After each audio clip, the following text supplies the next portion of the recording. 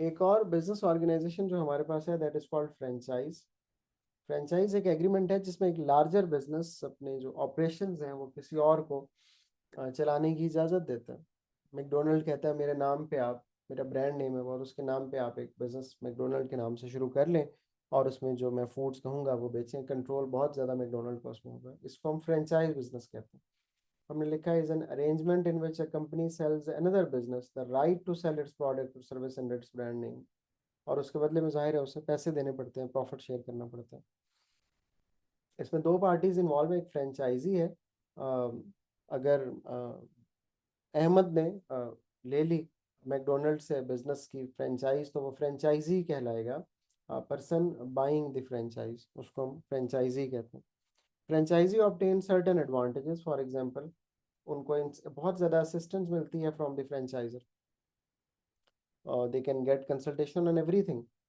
अच्छा जी, और फिर बहुत ज़्यादा ऑलरेडी वेल नोन बिजनेस होता है तो पॉपुलर भी जल्दी हो जाता है, सेल्स भी काफ़ी अच्छी हो जाती हैं।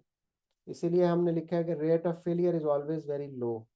ठीक है, और फिर रिस्क भी काफ़ी कम है। बहुत लोग जो फ्रेंचाइज बिजनेस करते हैं और वो फ्रेंचाइजी के तौर पे they always get successful. However talking about the disadvantages, तो हम देखेंगे कि फ्रेंचाइजी जो है वो सारे डिसीजंस नहीं ले सकता।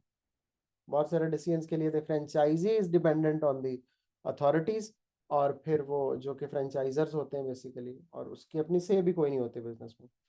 फ्रेंचाइज बाय करने की इनिशियल कॉस्ट काफ़ी हाई होती है, millions of rupees, millions of dollar sometimes. Franchise और फ्रेंचाइजी में कॉन्फ्लिक्ट्स भी काफ़ी कॉमन है, और फाइनेंशियल प्राइवेसी भी नहीं है क्योंकि उसने प्रॉफिट में से शेयर लेना है, तो जो भी आप करेंगे वो आपसे पूछेगा।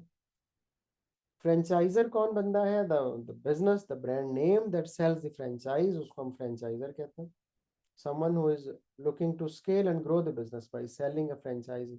तो in that case when Ahmed has taken the franchise, तो मैकडोनल्ड जो था वो फ्रेंचाइजर था और अहमद फ्रेंचाइजी था। फ्रेंचाइजी को भी, फ्रेंचाइजर को भी सर्टेन बेनिफिट्स होते हैं। सबसे पहले तो ये कि कैपिटल मिलता है उसको जब आप इनिशियल पैसे देते हैं उसे, और फिर फ्रेंचाइजी के पास सारी रिस्पॉन्सिबिलिटी, आपने तो कुछ करना नहीं है, बस महीने के आखिर में प्रॉफिट आपको मिलेगा। सेल रेवेन्यू बहुत ज़्यादा बढ़ जाता है। लेकिन कमिंग टू द डिसएडवांटेज,